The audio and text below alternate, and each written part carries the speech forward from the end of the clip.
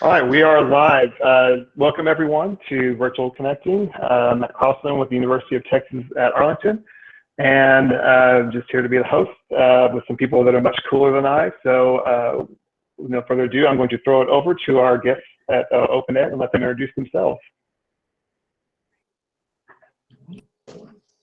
I'm Mike Caulfield. I work at Washington State University, and I'm here talking about lots of stuff. I'm Audrey Waters. I'm a writer, and I snuck in. My name is Keegan Longwheeler, and I'm at the University of Oklahoma. And yeah. I'm John Stewart. I'm also at the University of Oklahoma. Great, thank you. And do we have people attending virtually introduce themselves? Why don't we just go real quick who's attending virtually here, starting with Mandy. Hello, I'm Mandy Honeyman, and I'm living in Washington State, in Washougal, quite near to Mike, but we haven't actually met for coffee yet. I'm building a house. I'm building a house. What can I say? And I'm just keeping my hand in by reappearing at Open Ed after having attended last year and loving it. Cool. Next we have Maha. I'm Maha Belli from the American University in Cairo in Egypt. And Matt, you are plenty cool. There is no reason to get the imposter syndrome out just because you finished your PhD, okay?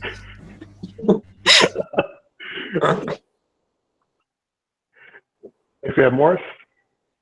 Hi, I'm Mo Kelsel from Austin College, which is not in Austin, but in Sherman, Texas, about an hour north of Dallas.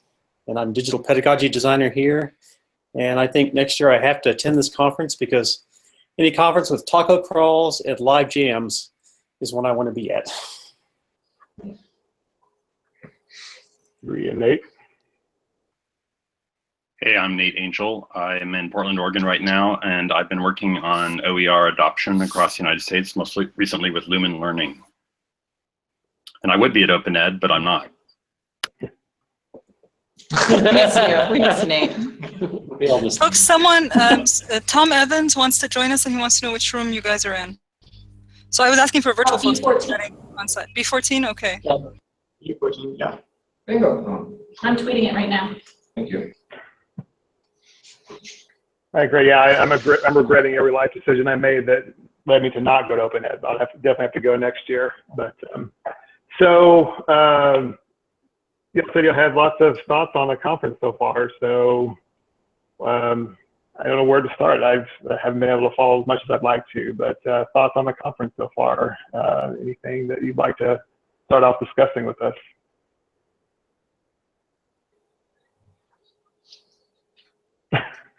You're all grinning. I think it's been a good conference this year. It's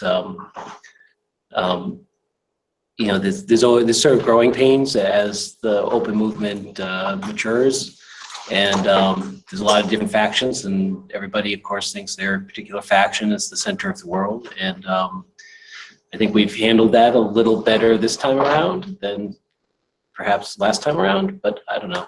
Curious if other people think that. I wasn't at Open Ed last year with the brouhaha around the monomaniacal focus on textbooks, on open textbooks. The keynote this morning that Sarah Goldrick-Robb gave, I thought was stellar, and a reminder of sort of grounding these things in the practical materials of students that she had so deftly, the experiences of students and the sort of activist bent that, for me, that would be my faction, the activist faction. I was pleased. I think also it's a bit of a better approach than, you know, one of the things people I think were confused about last year is there was a way in which affordability was being kind of made into this dirty word, and as if it necessarily towed all this baggage along with it. And I think that's difficult for people that actually understand the lived experiences of the students. Especially we're at a median age 26. Most of our students are married, have jobs, other obligations. We have a large Pell eligible population. You know, and so I think it was confusing. I think some feelings got hurt last time because affordability to, I think, people that have been working in that environment, it is an issue, and pedagogy is an issue as well, right? And I think we got to ensure that we're not using, you know, affordability as a sort of cudgel to, you know, tamp down innovation and experimentation in classes. But at the same time, I mean, don't seeing these two things as opposed, it was just difficult. And I think having Sarah give the keynote, you know, brought home just the experiential nature of affordability and complexity around. It's not only affordability, it's the complexity around issues of affordability. It's the way in which the experience of these students is made unnavigable by the costs associated with college as well. So, and with the material conditions of, you know, right. You know, and so you talk about students and not, you know, coming to class and not actually having money to eat, and it's not a joke. You know, I mean, students really do buy textbooks and forgo meals, and so we have to remember that at the same time, not fall into the trap that it's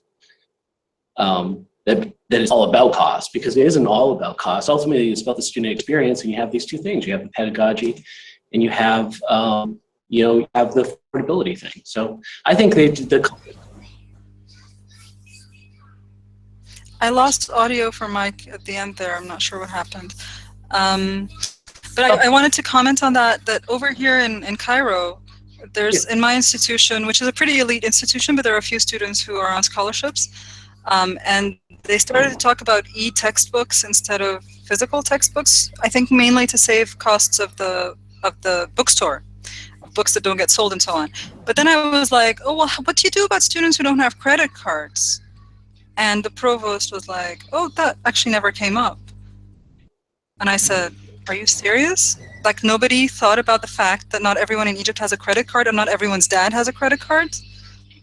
And afterwards, like, nobody, and that's like, it was a whole faculty meeting and nobody said anything. And we got out of that and everyone's like, students just don't buy the textbooks, they pirate them. But I mean, nobody thought about it, and that's what bothers me, is that nobody thought about it. And nobody thought about, what about people who don't have their own computer to open the e-textbook? What if someone is sharing a computer with 3 or 4 siblings at home? And we expect them to do things like watch videos for flipped classroom or read their books online. Well, what if they're sharing that device and there are 2 of them in college and 2 of them need to do that, and then they have to fight for that time? So yeah, I really want to watch Sarah's, I have her book, but I don't know if, I hope someone has periscoped her talk, and that, could you please send that on so other people can watch it?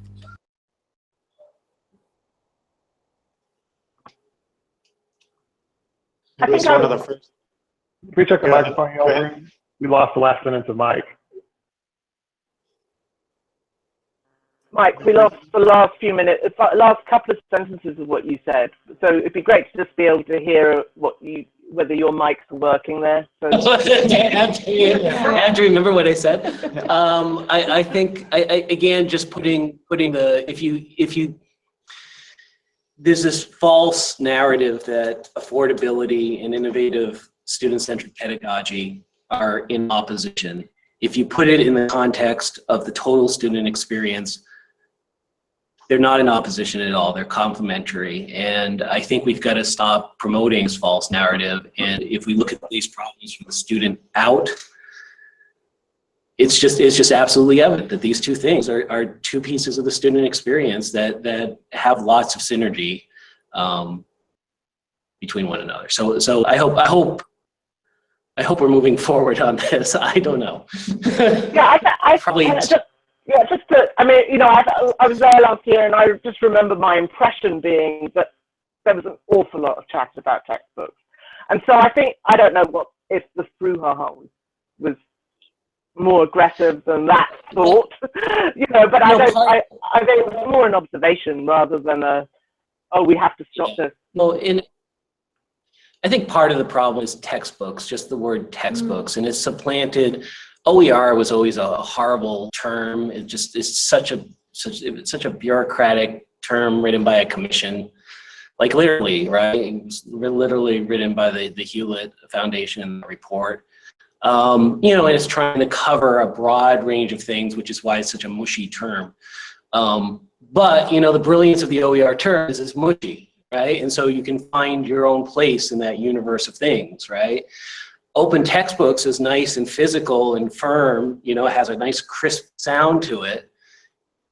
Doesn't feel like it's written by a committee, but it's also exclusionary because it's a much more physical, bounded sort of term. And so I do think that part of what people reacted to is, as we move from OER to open textbooks, if you keep on hearing textbooks, and if you're not in that vision, it can feel very exclusionary. So I do think that's a point, and hopefully we'll start moving back to a broader vision of what digital and class resourcing look like.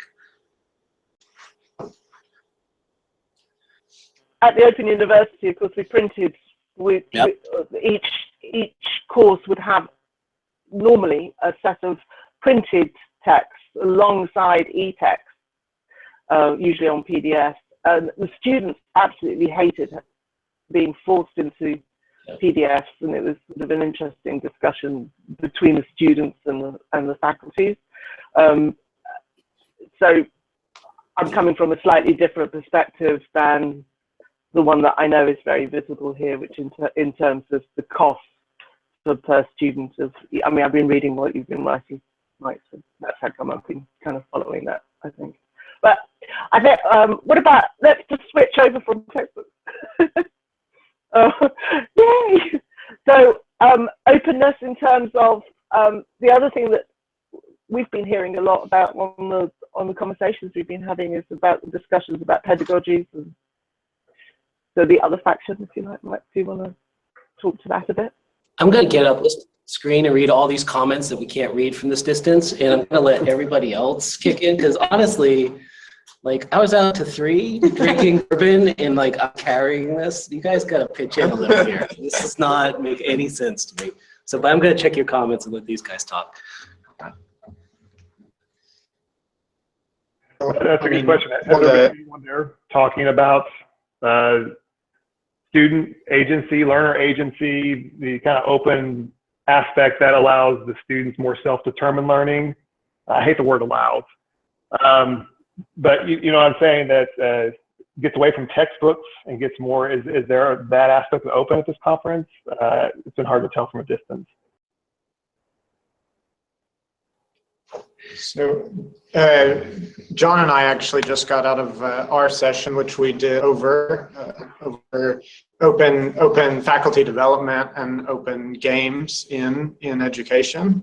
And one of the things, I think, because grounded in the talk about textbooks being maybe negative connotations that have carried over into this year of open ed, excuse me, there was definitely it felt very much more excitement was grounded because something else was going on, at least around that session, my experience of it was. So that, I guess, coming from the other side of it, something that was kind of out there that we enjoyed presenting over here was I think well received because it wasn't necessarily in that vein.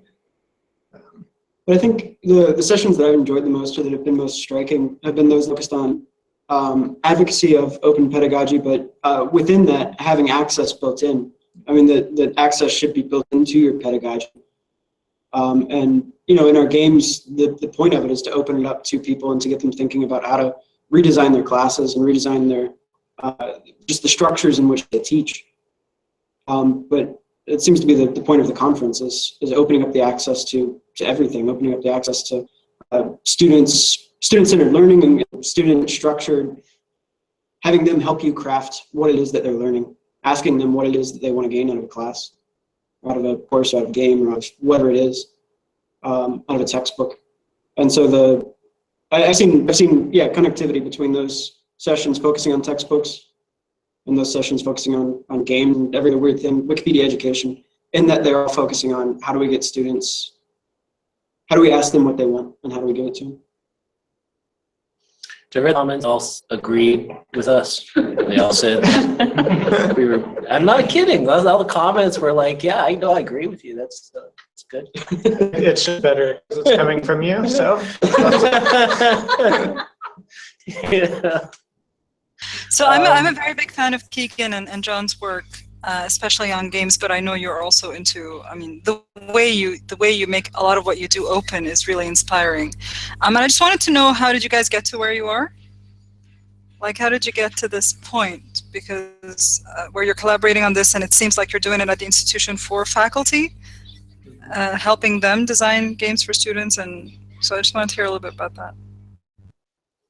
So I guess where it went back to is definitely having freedom in what I get to develop as faculty learning communities, what I get to use to engage faculty in pedagogy and those different questions.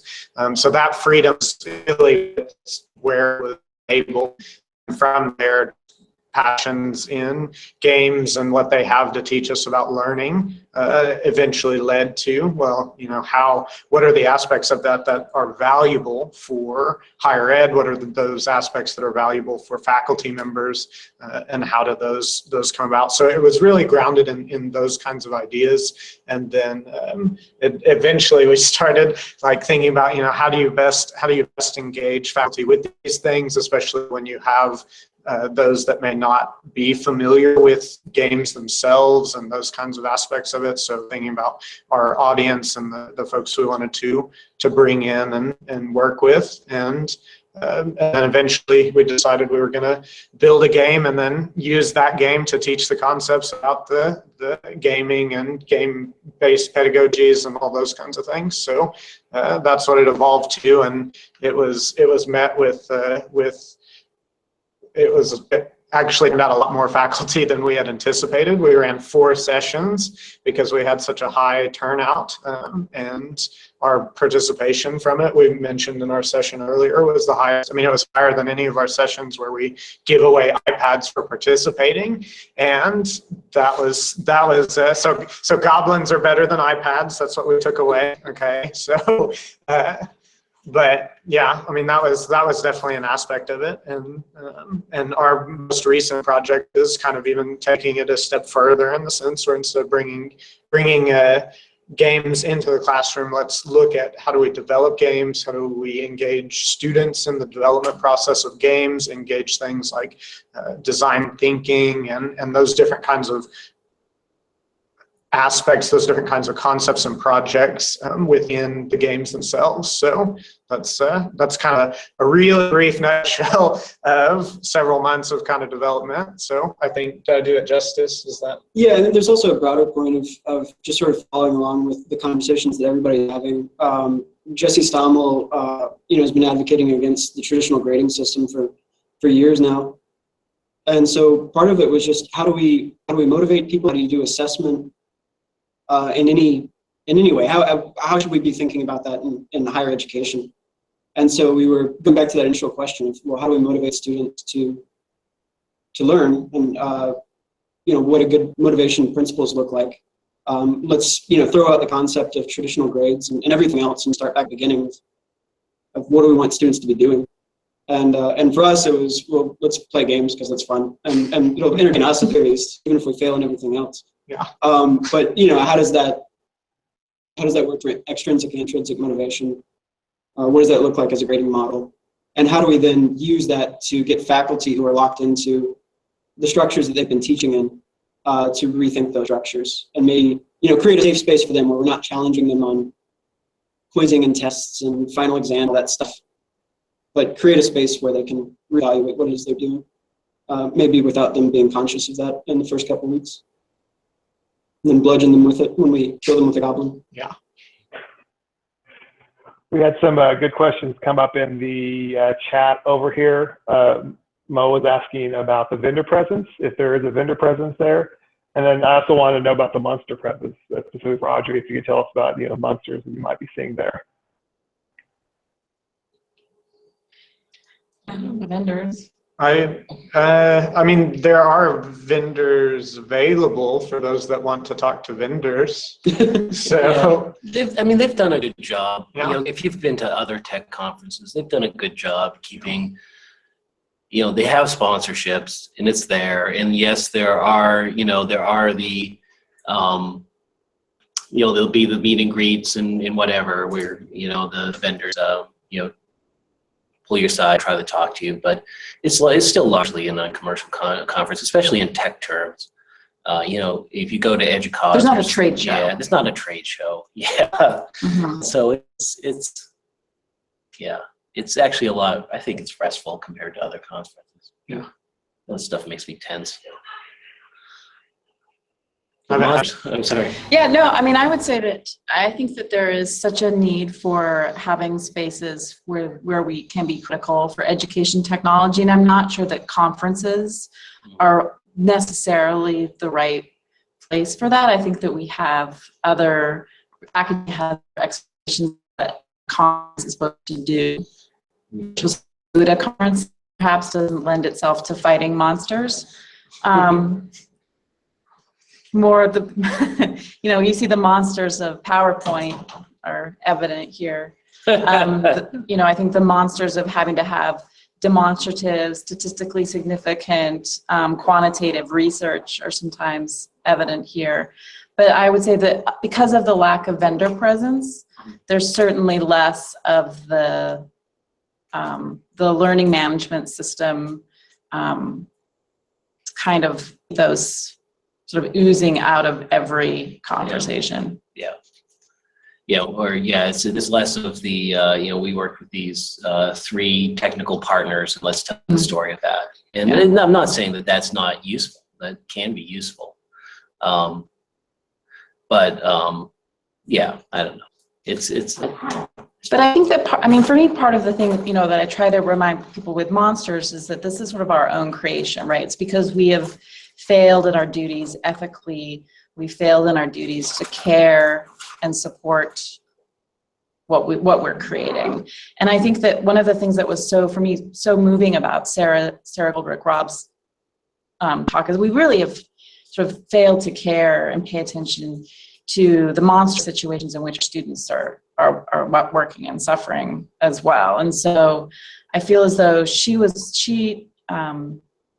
it was a real call to action, I think, for her, not just to work at the policy level, which I think a lot of OER people are quite familiar with the policy level, and not even to work at the institutional level, which maybe instructional designers or administrators are more familiar with the institutional level, that there was a really grassroots activist bent that was some students, you know, are failing to make it through because they need something like $100 to keep their lights on this month. And that doesn't fall under financial aid and can create this immediate fund, this fast fund that she's started so that we can help students immediately and directly with cash in their pockets to solve material issues that they're facing. And that's, to me, you know, confronting some of the monstrosity of what higher education has become.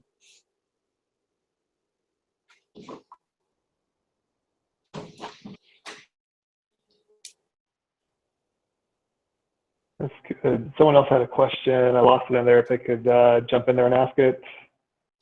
Polly, I think. Or Nate. Hi there. This is Dipali. And sorry, I was able to log in late, but it's so nice to see everyone. Especially, I always wanted to see in person. I have been very fan of Audrey, and I have read so much. You know, you are my hero, Audrey. So, and everybody, and thank you, Virtual Connecting, Maha, Rebecca, Horton, for making this possible, and all the volunteers and guests. Yes, I had this question about sustainability, innovation, talent, and enhancement of regular communication and access, low cost. They're just great. for OER, but how this open thing is going to sustain, because there's always a cost behind everything. Yeah, so that's a big question, right? And you know, sustainability is one of those words that gets tossed around in ways that people get sick of. But underneath that question of sustainability is a whole mess of problems. And one of the problems is, frankly, institutions don't support some of the open and free stuff that they use, right? So, you know, Pressbooks is a good example of this. I'm not pitching Pressbooks or whatever, but we've now had this blooming of use of Pressbooks so that faculty can go in and edit content and customize their books and multiple things. Well, you know, I mean, Pressbooks needs to survive. It needs updates. It needs, you know, it needs care and feeding.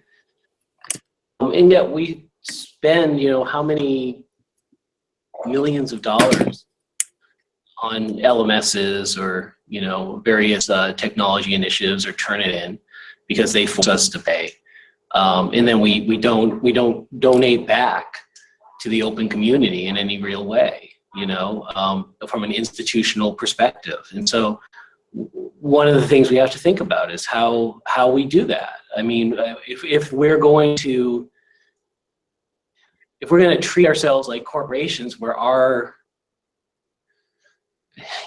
fiduciary responsibility is to maximize profit and not to actually foster, you know, an open ecosystem, you know, this thing will scale up and it'll starve itself to death. So it's a real question, and I don't know how it gets solved, and I'm kind of worried that the only way it gets solved is really, you know, it will end up being just a universe of third-party vendors again, because third-party vendors invoice, and invoices get paid eventually. Higher ed takes a while to pay an invoice too, but invoices eventually get paid, and I just don't see a lot of institutions really giving back to the broader community. I think it's one of the dangers of technology is that we've become, or of the technology products and services, is that we've become so quick to outsource that particular function that we haven't actually worked to develop the technological capacity within institutions, and not just within IT departments, yeah, and not even just within, you know, instructional design departments, but within the faculty and the students themselves. So it's much easier to buy a product that fits this thing than it is to work on the long-term project of building internal capacity. But I think that for many reasons, and part of it's just the sort of path of least resistance, that buying a thing has felt easier. And so with OER, I feel like we might not buy the thing, but that cultural approach to our technology products, and in terms of our intellectual products as well, is much more about that procurement relationship than it is about the other sort of capacity building relationship. In the consumer mentality that builds, right? So as Audrey said, it doesn't always have to be your institution gives money back to something, but if you have developers, and those developers could help support some of these open projects, you know, kill some bugs, add features. Like, I feel like a lot of these, I'm thinking mostly right now of the software infrastructure, not so much the content infrastructure. But I feel like a lot of these projects just have a great start, but they don't actually have, you don't see a lot of institutional, I don't know, I'd be interested in some of your takes on this, because actually a lot of you work in these areas, but I don't see a lot of institutional giving back to these products. I think we're kind of running on the road system that assumes that, hey, we're the consumer and someone else comes out here and sells us something, and free is just someone selling us something when we don't pay anything for it. It's not what it is. Free is supposed to be, a community of people contributing and co-building. Right, reciprocity. Yeah. So I don't know. I think of sustainability in those areas. I think a lot of people think sustainability, it's like, what's your 5-year horizon and where's your revenue model or grant money going to be? And I think that's all a symptom of a larger problem, which is we talk about an open community, but there are some ways in which our institutions, as institutions, are not supporting the community. Yeah, I was wondering, before I got involved in OER, I was heavily involved in what we called the community source work, especially around the Sakai LMS project. And I'm not holding out Sakai as any great thing here. Next question, please. But it wasn't a very different attempt at a sustainability model and a way to get institutions to stand behind their work. Because there's another issue. We could build up individual institutional capacity, but that would not be as efficient as doing something where we worked more together, right? If every institution has to build up the capacity to run press books on its own, we're spending some of our time duplicating effort there. The community source effort that was behind Sakai still exists today in the form of the Perio Foundation. And I'd be interested to hear what you guys think of this model where institutions are asked to kind of come to the table to do something in order to sustain some sort of open movement, as opposed to individuals or using the vendor route. Well, I think there has to, I don't know that particular system or those particular levers, but I think there has to be something kind of formalized or institutions don't respond to it, right? Because, if you go to your provost and you say, well, we really should be contributing back to this, just some sort of, basic community responsibility. The question is going to be, well, do we have to? Because there's 8 things on my desk that we have to do. In this, it would be nice if we did that, which is going to get addressed. And so I do think there has to be some sort of framework around this thing. And I don't know what consequences can be in an open community. I don't know how you structure that, but it has to be formalized in a way that institutions respond to it. And the institutions understand their obligations are. And I think if you look at all this work that everybody does, it's really exciting, but you look at it, so much of it is carved out of little moments that people have on their individual campuses, and they're not given any infrastructure to connect. There's no the cross-institutional projects never materialize. And their contribution, if there's a reorg, your contribution, like that little time you have carved out to do that interesting thing, can disappear overnight. And there goes the product, there goes the innovation. So having some framework that says, no, we really commit in a formal way to doing this, protects also the people working in that institution, that this is actually not only a sanctioned activity, but it's a required one. So I don't know how. But who gets to set those agendas, Mike? Because so whether it's within an institution or if it's cross-institutional, and I try to think specifically of my institution and a group of other institutions that are American institutions outside of the U.S. Yeah. And so we work together on this thing called Amical, but there's also the a lot we want to work with American institutions, and when you're like the 1 or 2 non-American institutions in the midst of like 20 American institutions, your voice in that room is very small, and whatever contextualization is relevant to your local context is not going to fit very well. And you don't have enough local partners. Like just today, Paul Prinsloo was asking about African scholars that do e-learning, and every African scholar who's doing e-learning is doing it in a completely different context. And someone like me does a lot of stuff that isn't really relevant to the African continent. It's like trying to find people working together in an institutional manner that still allows for those localizations to benefit from that kind of thing. And then the other thing is when you're doing something supported by an institution, I just had a meeting the other day, and the point is that the institution will recognize particular things that it understands, that it values. And then if what you're doing is slightly different, then it becomes really complicated to get that recognized, even if it might be more work. And sometimes you want to do the thing that suits your pedagogy or your philosophy or whatever, and it doesn't fit exactly what the institution wants you to do. And then it's not valued, even though it produces probably some of the things they want. They just don't recognize it because it's so different. And, you know, especially when you're like 5 years ahead, you know? Yeah. You know, and by the way, I mean, although I think sometimes people think we can't understand the international U.S. Conflict and context, the truth is we have a very similar issue here between the community colleges in their context and the just assumed context that the elites believe that, you know, education is, and it's a complete and total disconnect.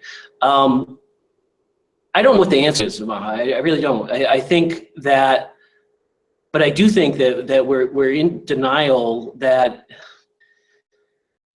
So somehow I've become like this defender of institutions. I don't know how this happened because I'm like the least institutional person that, you know, I mean, I just like everything I've done in my life does not pattern with this at all. But so this has been thrust on me. But you know, I understand you, Mike, on this one. I understand you on this one. A lot of people who are talking about anti-institution are forgetting the privilege that they have that's allowing them to work outside of the institution. Me included, Jim Broom included, all of us included. Institution already for something, right? I mean, all the money and priorities of the institution, it is to some extent it's a zero-sum game. It's a pie and it gets sliced up. And you can either say,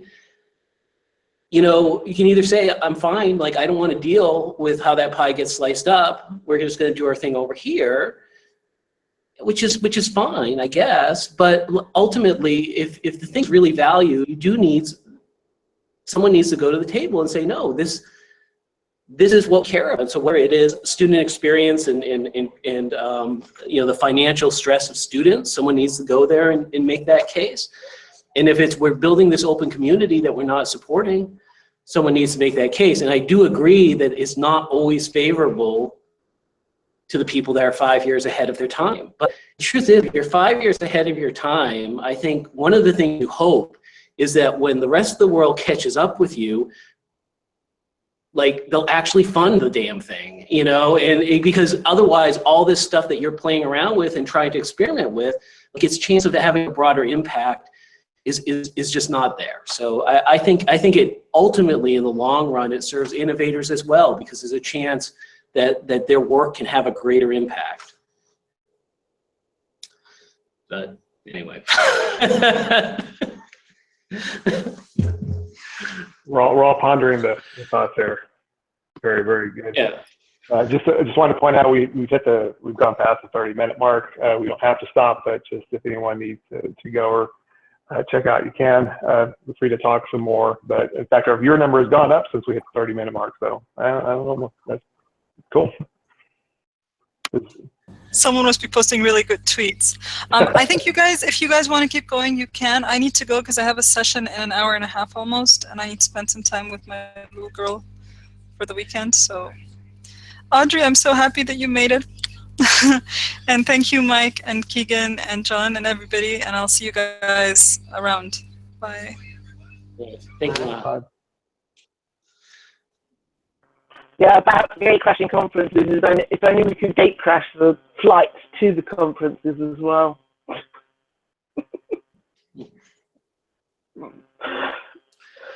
Nothing to do with open education.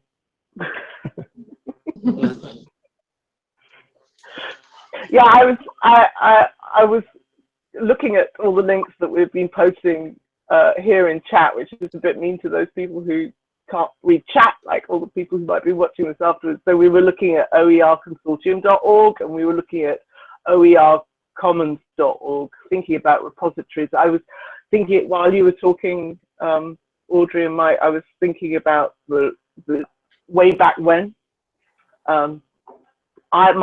My sense was that the OER movement were only thinking about repositories, and many of them were horrible and unusable. And from a the K-12 environment where I was working and trying to encourage teachers to use them, it was like, yeah, no, because they're unusable, but they have seemed to have improved. And really, in terms of sustainability, I just wanted to ask you about whether you thought that possibly those that are the best actually rise to the top and therefore become sustainable because they are everybody's looking at them and using them and working with them and attracted to them.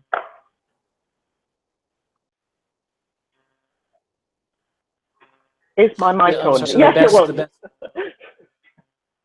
Yeah. So do the best resources become sustainable because of the broad use of them? Is that the question? Yeah. I mean, they could be. I don't think so. But I mean, I wish. You know, the thing is, if the institution is risk averse and the faculty are risk averse because they don't have a safe space in which to practice, you get a lot of people using something, and then any addition you have is just risk. It's not rewarded, and so anything. I mean, I shouldn't say you make additions and you develop out your thing. But faculty still, unless they're really supported by the institution to make that extra step to say, okay, I'm going to share that back. Well, why should they? I mean, if you're already at risk, you're going to share something that's not going to be acceptable. Now you've got inaccessible work. It's going to, you know, it's even the process of sharing out and just cleaning something up so that it's useful in something more than your class. It's an incredible tedious process. People don't realize the difference between something that works in your class and something you can share out is something for someone to reuse. Why are you going to do that, you know, if it's not rewarded? So I don't know. I think there's another difficulty with discoverability, right? Yeah. So even once you share a resource, if anybody finds it, if they start using the institutional inertias that prevent its use.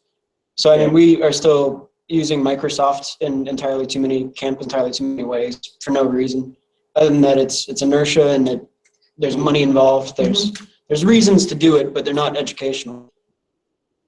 And so, no, I don't think those tend to get up all that quickly, and often die just because nobody noticed that they existed. I suppose I'm not thinking on these faculty by faculty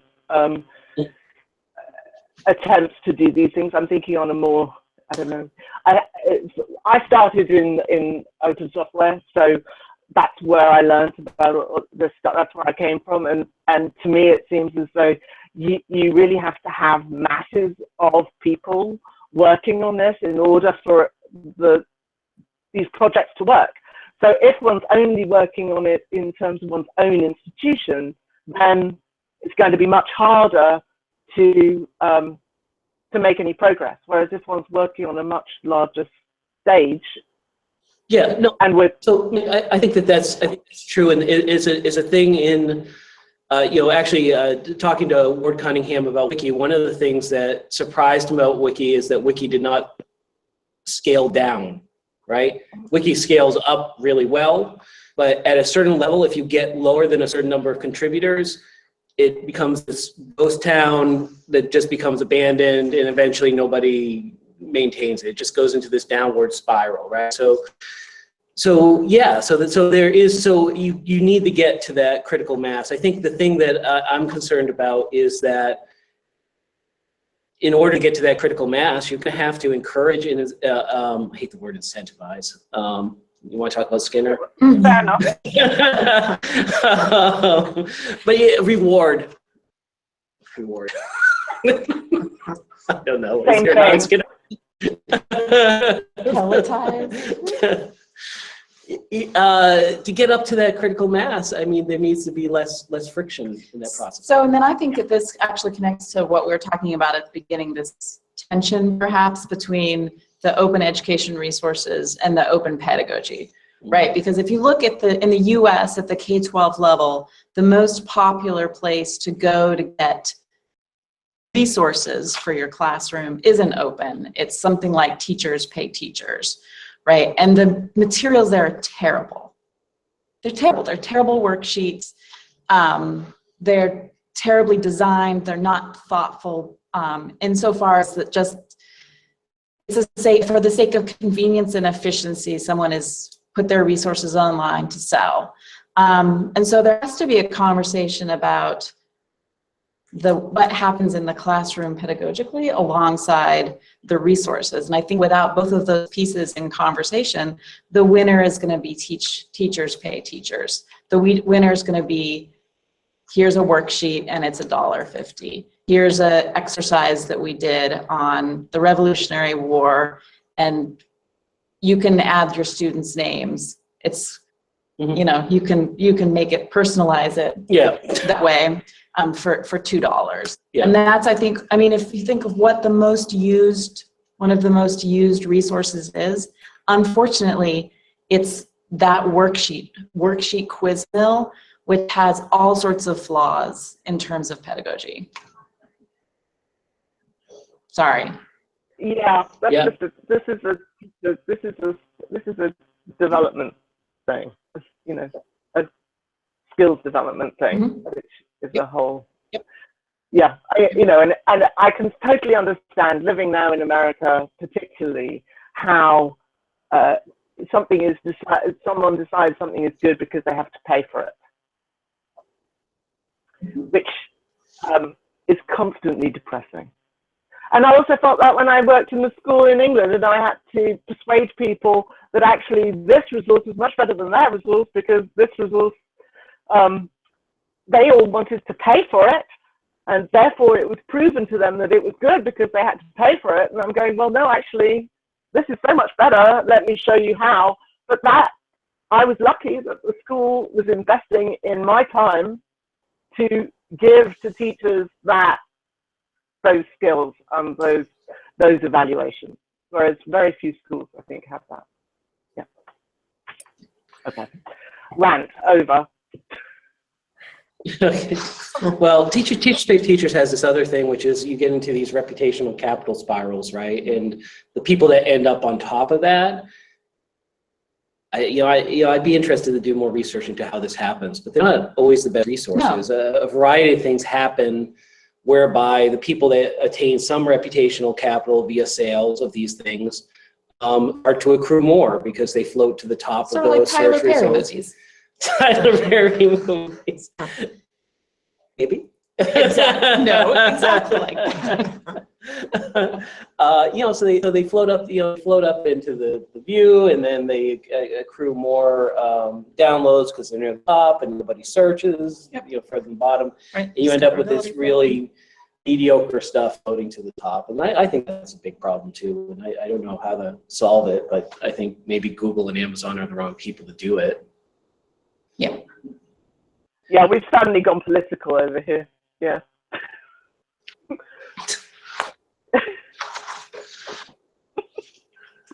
The metaphor for that tension that we keep identifying between OER and open pedagogy, it always reminds me of various communist struggles or the allegory of Animal Farm. And it's such a sad thing. Nate, everything reminds you of various communist struggles. all extreme. No, I'm sorry. Go ahead. It's the fluoride. But I mean, we do have kind of an avant-garde, right, of open pedagogy folks working on the edge of what's possible with open. And then we have these other folks who are more focused on institutionalizing it, like Mike, because he represents the institution. So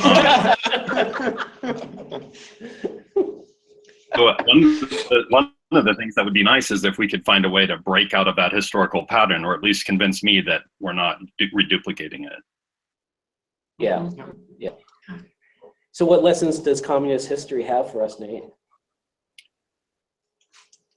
One of the lessons that I've always taken away from it is that when there's gigantic capitalist entities that are working very actively to keep your communist experiment from succeeding, it's very difficult to do it. Mm-hmm. And it tends to especially tromp down on the avant-garde, and that's why Trotsky gets killed in Mexico or whatever, just to keep the allegory going.